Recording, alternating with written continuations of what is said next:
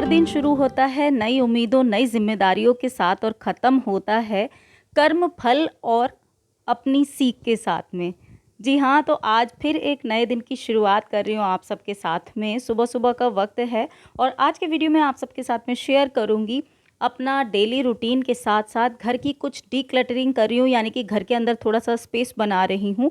और पूजा के जो वस्त्र वगैरह होते हैं, भगवान जी के बहुत सारा सामान जो एक्स्ट्रा होता है, उसका मैं क्या करती हूँ वो भी आपके साथ में शेयर करूँगी।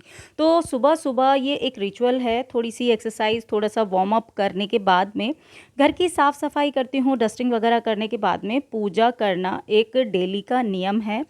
अपने मन की शांति और मन की शक्ति के लिए पूजा करना ज़रूरी होता है और करना चाहिए। जब आपकी आस्था होती है किसी चीज़ में तो आपको रास्ता भी हर परेशानी में मिल ही जाता है। तो जी हाँ, सुबह-सुबह की पूजा हो गई है। ये है कुछ भगवान जी के पुराने वस्त्र। बहुत सारा सामान ऐसा होता है कि हम नया तो परचेज़ कर लेते हैं, लेकिन पुराना सामान जो है उसका क्या करते हैं, कई लोग विसर्जित कर देते हैं। मैं क्या करती हूँ चलिए बताती हूँ आपको। मैं ना कुछ सामान डिस्कार्ड कर रही हूँ और उसमें क्या-क्या है, ये है ठाकुर जी की ड्रेस। ये देखिए यहाँ से थोड़ी सी ना यहाँ का फूल वगैरह निकल गया है और पुरानी भी काफ़ी हो गई है, तो इसको डिस्कार्ड कर रही हूँ। विंटर की ड्रेस थी, ये छोटी हो गई है उनकी। तो एक ये है ठाकुर जी के कपड़े, ये बहुत ज़्यादा फीका कलर हो गया है, कैमरे पे पता नहीं क्यों अच्छा लग रहा है। और इसका भी माता का लहंगा, ये भी फीका हो गया है कलर। एक ये मैंने मोरपंखी की ड्रेस ली थी, वो भी फीकी हो गई है बहुत ज़्यादा। एक ये लिया था, इसके सारे धागे निकल गए हैं। तो ये कुछ कपड़े हैं जो मैंने डिस्कार्ड किए हैं। ये घर पर बनाए थे आसन, ये विंटर की गद्दी, इसके अंदर जो कॉटन है ना यहाँ वहाँ इकट्ठी हो गई है, तो इसको भी। और ये जो मुकुट है ये ख़राब हो गया है। तो इस तरह की चीज़ें जब हम नए नए खरीदते हैं, इसके मोती निकल गए। नए नए तो खरीदते रहते हैं, लेकिन जो पुराने होते हैं उनको भी डिस्कार्ड करते रहना चाहिए।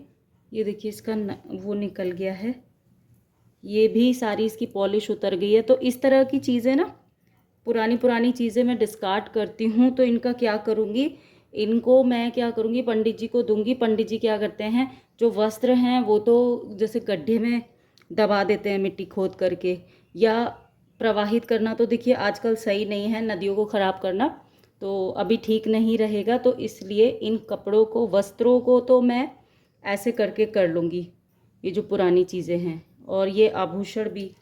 अब इसमें बचे हैं ये बाल। ये बाल देखिए ये ख़राब हो रखे हैं, तो इसको मैं कोशिश करूँगी कि छोटे करने की। ये बहुत लंबे बाल हैं और इतने लंबे बाल और उलझे हुए बाल हैं, तो इसलिए इनको ना या तो ठीक हो जाएंगे तो ठीक कर लूँगी, नहीं तो इनको भी मैं डिस्कार्ड कर रही हूँ। एक ये कपड़ा था बिछाने वाला, आप देखिए ये बिल्कुल अच्छा कपड़ा है, इसकी लेस भी बिल्कुल नई है चौकी का, लेकिन क्या होता है ना, ये ख़राब हो जाते हैं। अब इनका क्या करेंगे, ये आपको लग रहा है ख़राब कहीं से, मैं दिखाती हूँ। ये देखो आप, इस सारा यहाँ से ना इसका वेलवेट निकल गया है। तो मैं क्या करूँगी, ये लेस निकाल करके इस वाले कपड़े को मैं रीयूज़ कर लूँगी, क्योंकि अब इतने बड़े बड़े कपड़े भी अगर आप डिस्कार्ड करोगे तो फिर क्या होगा ना कि एक तो ये रिसाइकिल बहुत लंबे टाइम में होते हैं, और ये जब हम इसको रिसाइकिल कर सकते हैं तो क्या ज़रूरत है इसको बाहर गड्ढे में दबाने की। तो मैं इस तरह के कपड़े जो हैं वो पूजा के फिर रीयूज़ कर लेती हूँ, और इसको आज करेंगे कोई पूजा के ही काम में इस्तेमाल। यहाँ पर जो भी कपड़े वगैरह हैं, देखिए ये वाले कपड़े की आसन की मैंने लेस निकाल ली है, और जो ख़राब कपड़ा है उसको तो मैं निकाल दूंगी। जो अच्छा कपड़ा है उससे DIY करूंगी। और भगवान जी के जो वस्त्र में ये फूल वगैरह लगे होते हैं, इनको मैंने जो सुंदर लेस थी, जो अच्छी लेस थी, उसको भी मैंने निकाल लिया है, उसको किसी और DIY में यूज़ कर लूँगी।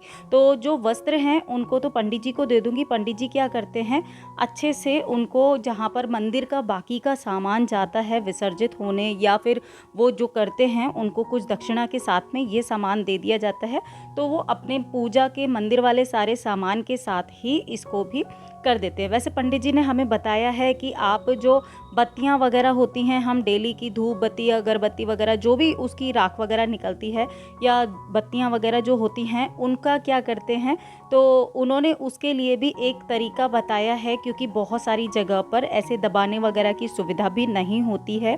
तो मैं क्या करती हूँ, इस तरीके से देखिए सारी बत्तियों को, फूलों को, जो भी पूजा का डेली सामग्री का सामान होता है उसको एक पॉलीथीन में इकट्ठा कर लेती हूँ, और फिर जब वो ढेर सारी हो जाती है तो इसके ऊपर थोड़ा सा तेल लगा करके इसको जला दिया जाता है। इससे उसके बाद में इसकी जो राख होती है उसको पौधों में डाल दिया जाता है। तो मतलब कहने का है कि ये पैरों में नहीं जाएगी, नदी नाले नहीं इससे खराब होंगे, और पूजा का सामान जो है वो पौधों में ही मिल जाएगा।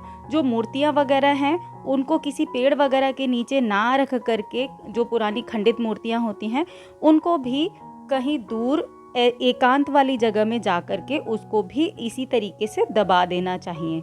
अभी बना लिया है मैंने नाश्ता, तो पहले ब्रेकफास्ट करूंगी, और ब्रेकफास्ट करने के बाद में मैंने ये सारे पीतल के बर्तन धो करके रखे थे, अच्छे से चमकाए थे, क्योंकि सप्ताह में एक बार करती हूँ। डेली रूटीन की पूजा में ये बर्तन इस्तेमाल होते ही हैं, तो फिर अगर इनको वीकली मैं ना साफ़ करूँ तो ये बहुत ज़्यादा काले हो जाते हैं। तो पीतल के बर्तनों की बस थोड़ी सी ये केयर होती है कि अगर आप एक हफ्ते तक इस्तेमाल कर रहे हैं तो हफ्ते के अंत में उसको अच्छे से चमका देंगे तो ये पूरे हफ्ते तक अच्छे से रहते हैं।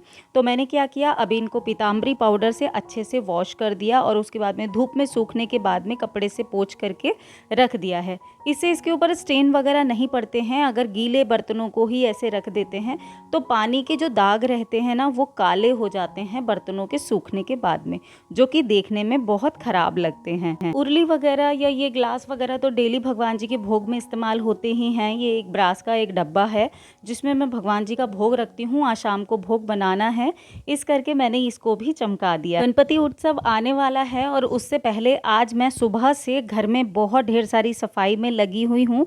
घर के काफ़ी सारे कोने मैंने आज साफ़ किए, बेड बॉक्स भी खोला है, और इसके अंदर से जितने भी अनवांटेड कपड़े थे, यानी कि कई बार क्या होता है ना, हम बच्चों के छोटे छोटे कपड़े हैं उनको संभाल करके रख लेते हैं एक याद के रूप में। मैंने भी अन्वेषा के काफ़ी सारे कपड़े, कुछ ऐसी बेडशीट्स रखी हुई थी संभाल करके, सोचा था कि इनको किसी ना किसी चीज़ में यूज़ करूँगी या फिर इन कपड़ों को रखे रहूँगी एज अ मेमोरी। लेकिन फाइनली आज मैंने उनको निकाल दिया है, किसी को दे दूँगी तो किसी के काम में आ जाएंगी। इस करके मैंने अन्वेषा के कुछ बचपन के वुलन क्लोथ्स निकाल लिए हैं, कुछ पुरानी बेडशीट्स निकाली हैं जिनका मैं DIY करूँगी। और ये भी है मेरा एक DIY जो मैंने 2 साल पहले बनाया था, आप सबके साथ में शेयर किया था। इसको हम ज़मीन पे बैठने के लिए यूज़ कर सकते हैं, टेबल के ऊपर स्प्रेड कर सकते हैं, एज अ सोफ़ा कवर इसको बिछा सकते हैं। बहुत ही सस्ते में बन गया था क्योंकि पीछे का कपड़ा मैंने परचेज़ किया था, और ये थी मेरी साड़ी फॉल। अपनी पुरानी चीज़ों को जब हम देखते हैं तो बहुत ज़्यादा खुशी होती है। और ये देखिए, अपने पौधों की थोड़ी सी देखभाल, थोड़ी सी उनके साथ में मेहनत करने से फूल भी कितने खूबसूरत खिलते हैं। जब इस तरह के फूल खिलते हैं ना अपने गार्डन में, चाहे वो गार्डन छोटा हो या बड़ा हो, तो अपनी मेहनत वसूल हो जाती है ना। तब लगता है ना कि हमने जो मेहनत की थी उसको वेस्ट नहीं गई।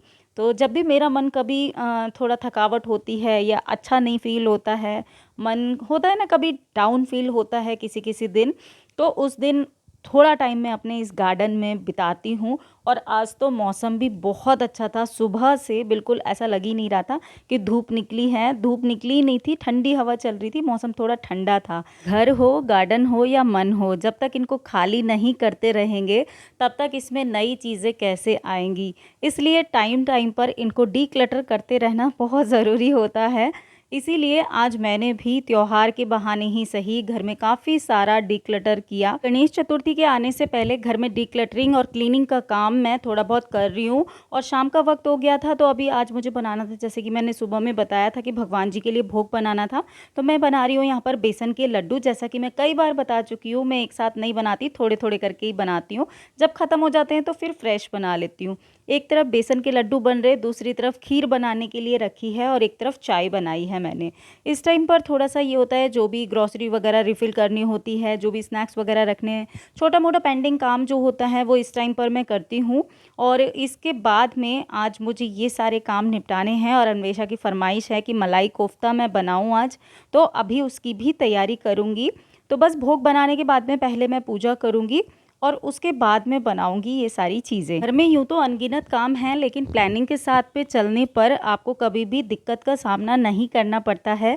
हालांकि आजकल मुझे थोड़ी सी थकावट है, इसीलिए मैंने अभी गणेश चतुर्थी के आने से पहले ही कई दिन पहले साफ़ सफाई का काम शुरू कर दिया था। जो भी मेरे पेंडिंग काम थे वो मैंने कर लिए, जिससे कि त्योहार से एक दिन पहले मैं थोड़ा फ्री हो जाऊं।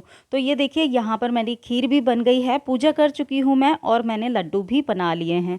तो अब मैं बनाऊँगी अन्वेषा की फरमाइश यानी कि मलाई कोफ्ता, और बहुत ही आसानी से झटपट बन जाता है। आपको साथ में मैं इसकी रेसिपी शेयर कर चुकी हूँ, लड्डू की रेसिपी भी शेयर कर चुकी हूँ, मलाई कोफ्ते की भी रेसिपी शेयर कर चुकी हूँ। अगर आपने नहीं चेक किया तो मेरी रेसिपी वाली प्लेलिस्ट चेक कर सकते हैं। तो दोस्तों, आज मैं आपके साथ में शेयर किया ये छोटा सा वीडियो, उम्मीद करती हूँ कुछ ना कुछ हेल्प ज़रूर मिली होगी। कोई भी चीज़ डीक्लटर करने के बाद ही नई चीज़ परचेज़ करते हैं तो आपको स्पेस पहले ही मिल जाता है। उम्मीद करती हूँ आज का वीडियो हेल्पफुल ज़रूर रहा होगा थोड़ा बहुत। अगर कुछ भी अच्छा लगा तो लाइक ज़रूर कीजिएगा। मैं आपसे जल्दी मिलूंगी एक नए और इंटरेस्टिंग DIY वीडियो के साथ में। मंदिर के लिए कुछ DIY बनाऊंगी जो अगले वीडियो में शेयर करूंगी। Till then be happy, be active, अपना ख्याल रखिए और मस्त रहिए। Bye bye.